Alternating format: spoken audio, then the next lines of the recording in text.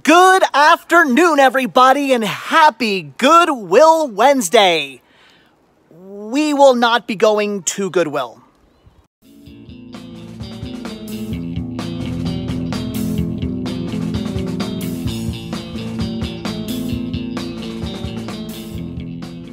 Well, guys, here we are, the second day of spring, and we're being hit by our fourth nor'eastern this year. So lots and lots of snow outside today. It has been snowing since last night. Just before I started recording, I did pop my head outside, and it is still snowing. So definitely our biggest snowstorm of the year, again, on the second day of spring. So I don't know, guys. Unfortunately, was not really able to go out and do any hunting yesterday. Obviously, today, that was completely out of the question. My car was not leaving the garage. In fact, I witnessed a car trying to get up the hill next to our house, which isn't really all that big of a hill, and they were not making it. So, no way my front-wheel drive vehicle is going to make it up any hills, apparently. And it's supposed to snow all through the night, ending like in the early AM. So I'm not sure what tomorrow is going to hold either. I would love to go out and do at least a little hunting. I'm hoping maybe my all-time favorite Goodwill is open and maybe I can at least make it out to that store, but it all depends on how much shoveling I have to do and how the road condition is and what time the snow ends and how much of it is melted and yada, yada, yada. Really not up to me, unfortunately. So, yeah, kind of been a sort of week. But, yeah, so unfortunately, like I said, no hunting done today on this Goodwill Wednesday. Would have loved to have gone out to a few Goodwills, but it is what it is. So instead, we're going to do a video that nobody likes to watch. We're going to take a look at what I've recently been watching. We're going to take a look at the few movies I've recently checked out, and I'll give you my brief thoughts on them. I'm actually surprised I'm already doing one of these videos. I gotta come up with some kind of plan. Recently, I've realized that, it's not even recently, I've realized this over the last year, since I decided to open up the Cinema Sickness store and start doing Cinema Sickness full time, you know, again, a lot of people don't realize this takes up a lot of time.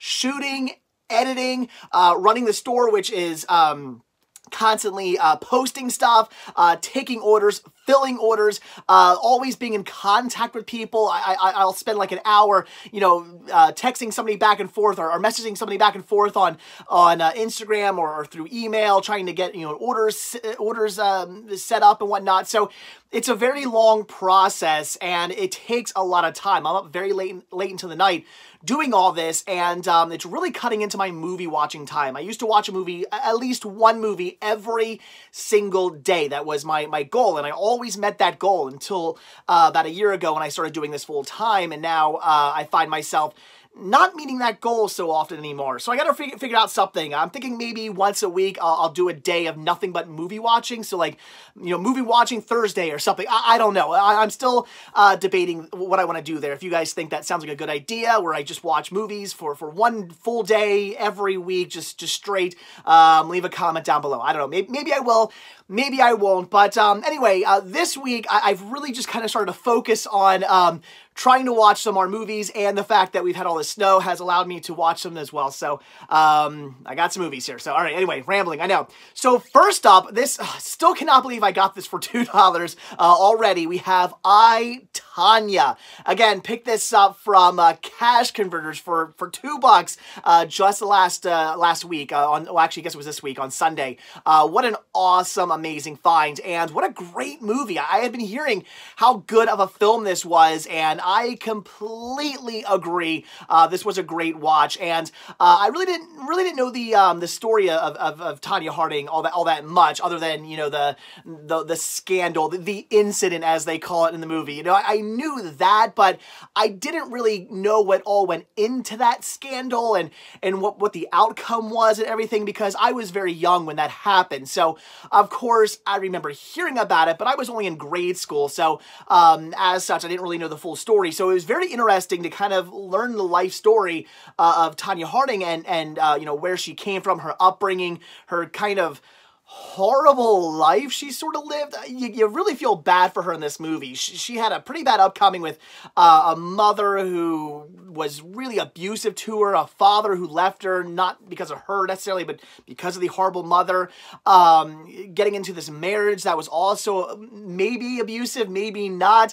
They do stress that in the movie. That's like, you know, Tonya Harding's like, yeah, completely horrible abusive relationship. Her ex-husband's like, no, never. So they do stress that. Who knows whose story is correct?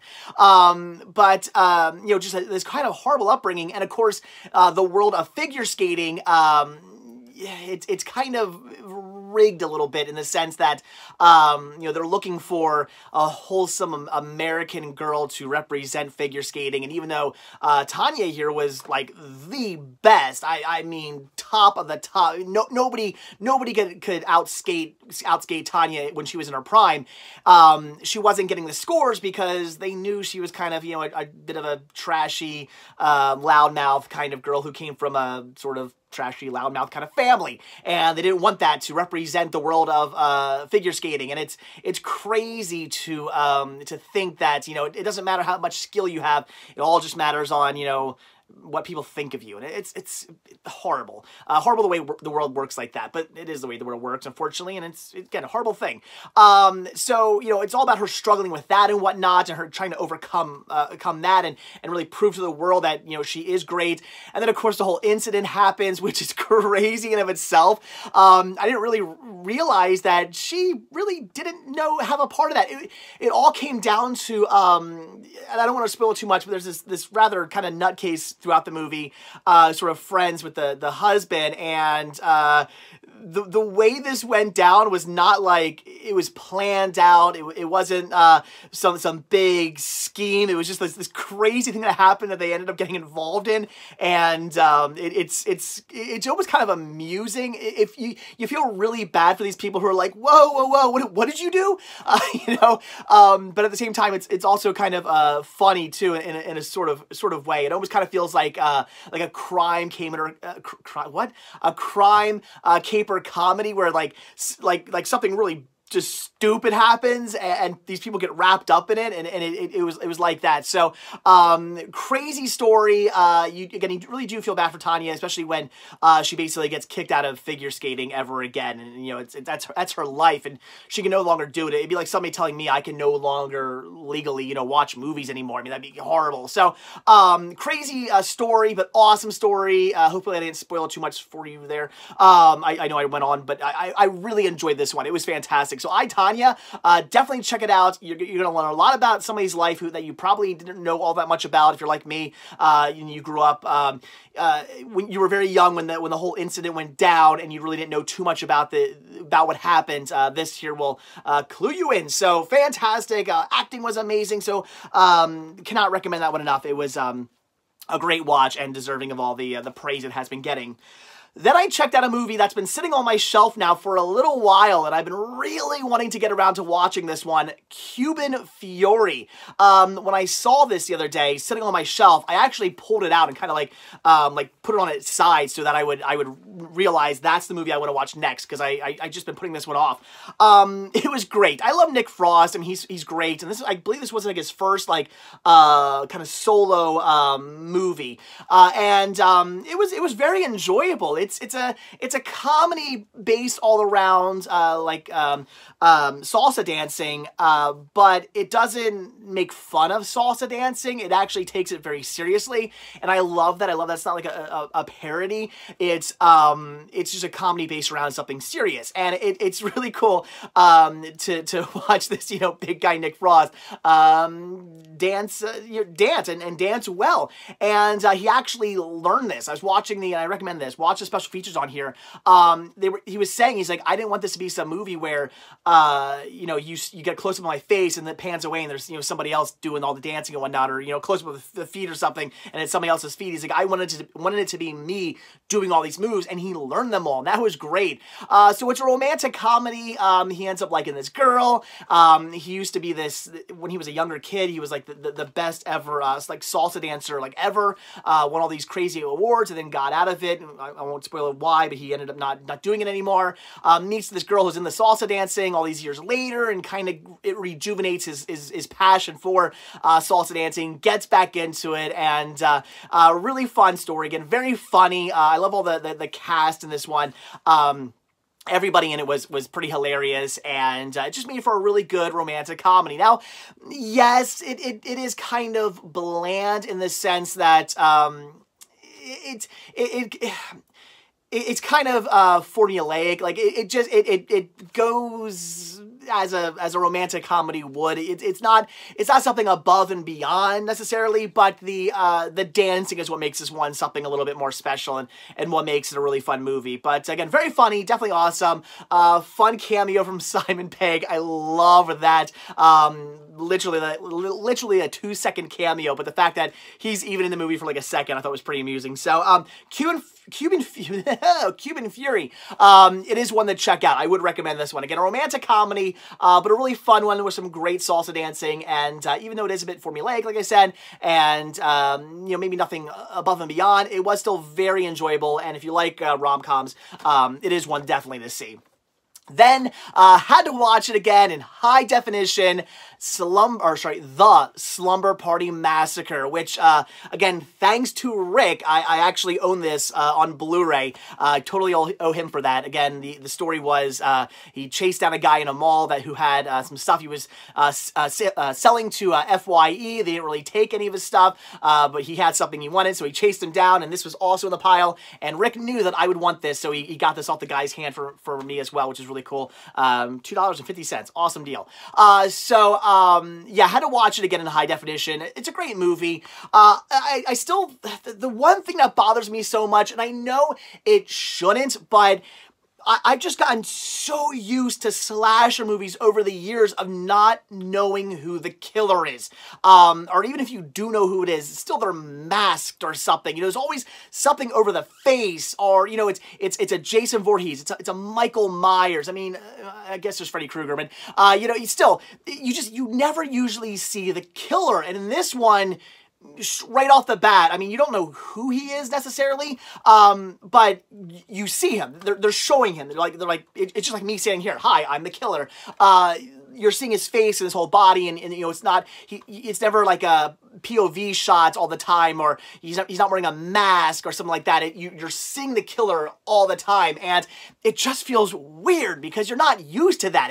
It's so different, and again, I know it shouldn't bother me because who cares, but it's just, I'm so not used to being able to see the killer's face that it weirds me out when I'm watching the movie. But still, a great movie of this guy going around killing people with a very large drill. Again, very phallic, I know. Ooh.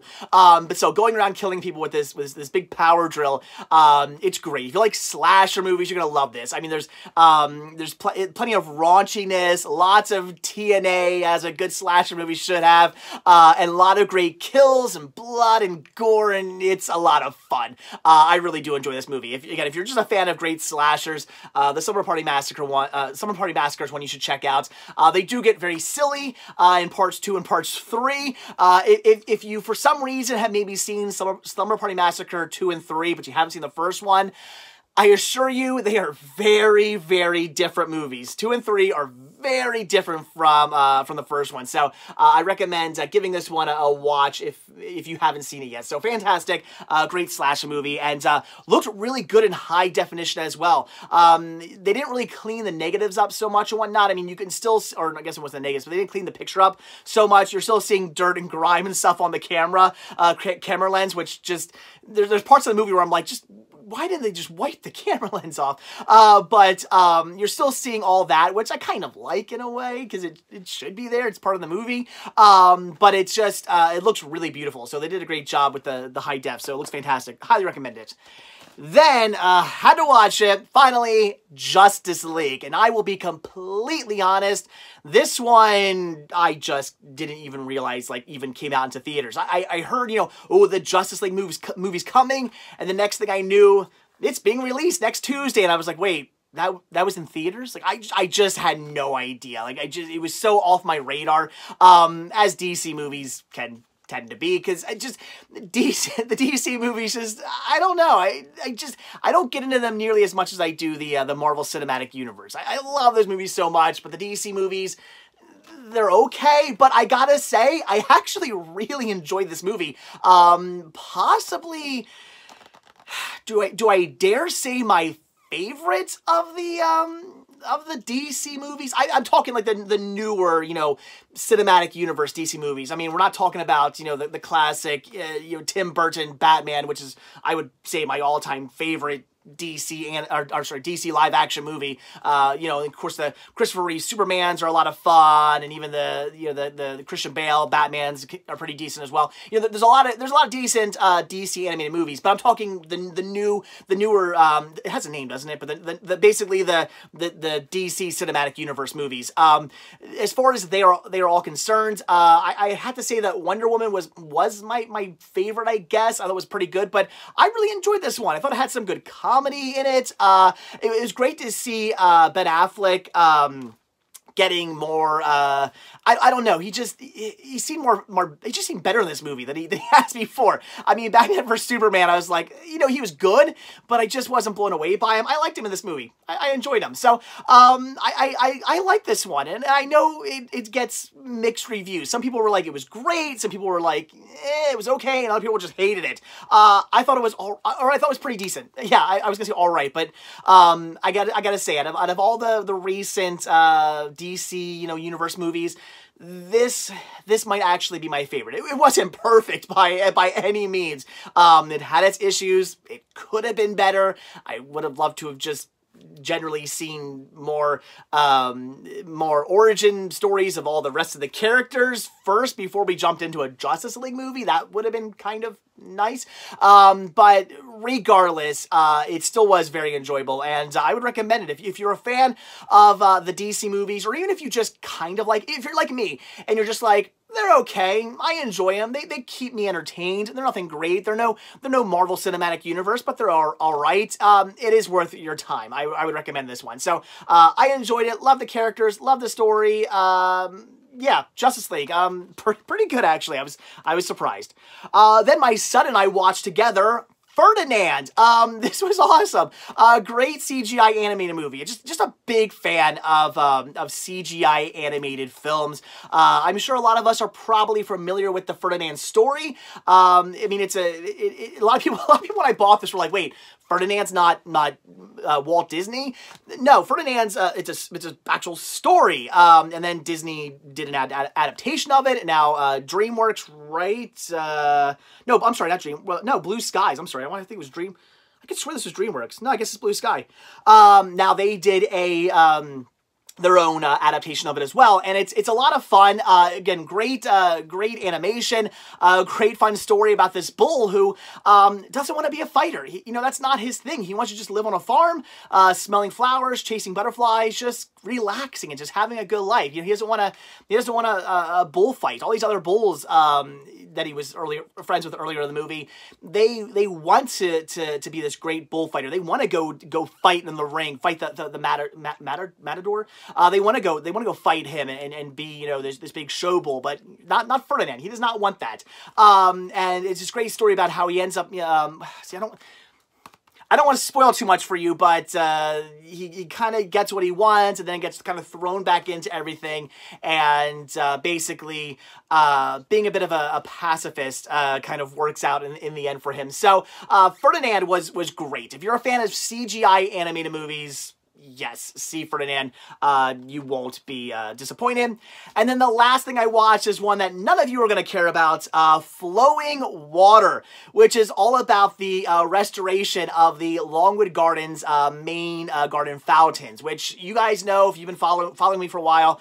I am a big fan of Longwood Gardens. Every year, in fact, I think I got to do it soon. Every year, I always renew my my yearly membership to Longwood Gardens. It's something my family and I love. I love going there just by myself sometimes, just to kind of sit down and relax. It's a very peaceful place. It's a big, huge garden. And I'm not talking, I mean, I'm sure some of you guys have been to I've been to other gardens as well. There's other gardens in the area, and they're on a bunch of different, bunch of acres. They're pretty big. You walk around for like an hour, you've seen everything. You can be at Longwood Gardens all day long. It is that big. It's like hundreds of acres. There's so much to see. There's gardens. There's fountains. There's all, and it's not just one kind of garden. It's all different kinds of gardens. Like everything from like a fruit garden to like an Italian garden to a French garden. So so much stuff. There's woods to walk around in. There's a big, huge, gigantic field that at the very far end of it's this old farmhouse you can go into, and they restored it. It's amazing. There's a place to like eat there and stuff. There's a huge arboretum, which is beautiful as well. You can actually spend an entire day there. I call it the Disneyland of horticulture. It really is. I've never seen any gardens like this before in my life, and I don't even know if there are. I guess there's got to be, but it's amazing that you can spend an entire day at a gardens. Who would think that? But you can. It's amazing. If you're ever in the area, Longwood Gardens is one to check out. And they recently did a 2.5-year restoration of their main fountains, where basically they kind of tore the whole thing out and sort of started over again. Not exactly. They did tear everything out. They took every piece of concrete and statue and everything and took it to a different place and restored it all and whatnot and put it all back. But at the same time, they didn't restore it to look exactly like it did when it was first built. They restored it using the same pieces and whatnot, but also enhancing and building it new and putting new pipes in so the new fountain show can be completely different, and it looked amazing. I saw it, it opened up last year, and of course we went like opening week of it, and it was amazing. The garden, or the new fountain is get it, and I'm not talking like a fountain. Do they have a picture? Probably not. I mean, it's they don't. It's like this gigantic, huge set of fountains. I mean, it's like acres of like fountains. It's a huge thing. It's amazing. Look up pictures of it. In fact, I've shot video there before. Maybe if you do a search on my channel for Longwood Gardens, I'm sure I know I shot video of the fountain show from last year there. So again, it's amazing, and this is all about the restoration of it. But at the same time, it also goes into the history of Pierre Dupont. Also goes into the history of Longwood Gardens itself, and I think that's kind of really cool that they incorporate all that. So it's kind of like a one-stop shop for Longwood Gardens and the fountains. You're getting this big, huge kind of broad history of everything, which is kind of cool.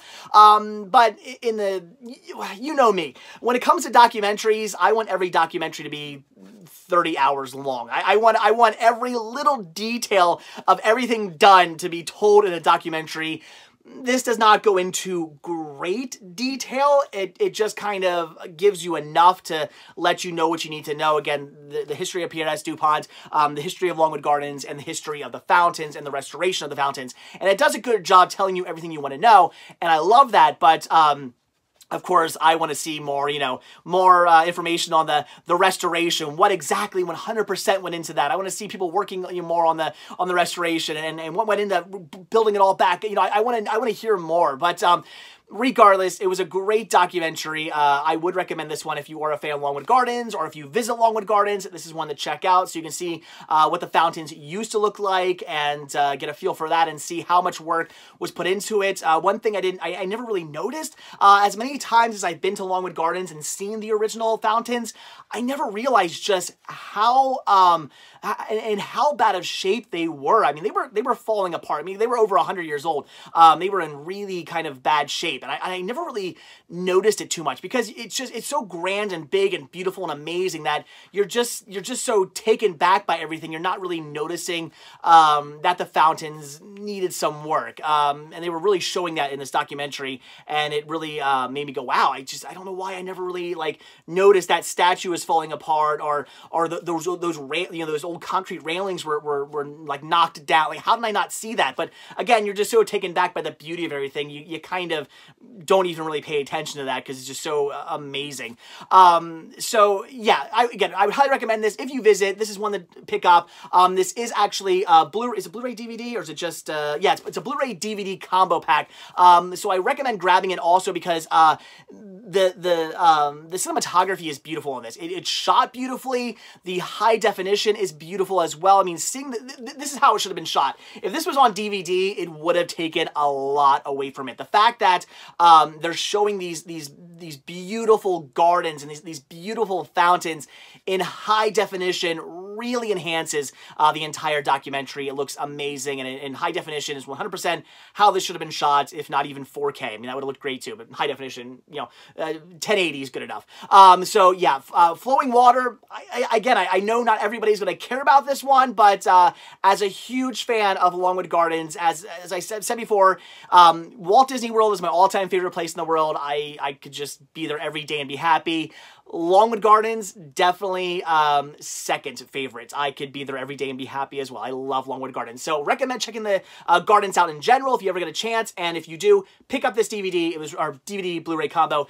Very good, great documentary. And you'll get to see a lot about the great restoration and the original fountains as well. So, all right, guys, there you go. That is everything I've recently checked out. Again, very happy I was able to watch that many titles like over the last week or so, but still need to figure out some kind of schedule where I can continue to do these videos, continue to run the store, and watch movies, because what's the point of collecting all of this if you're never going to watch it? That's kind of pointless. And again, over the last year, I have not been watching as many movies as I would like to. So, gotta figure something out. I don't know. We'll figure something. It's things are rattling around in my head right now.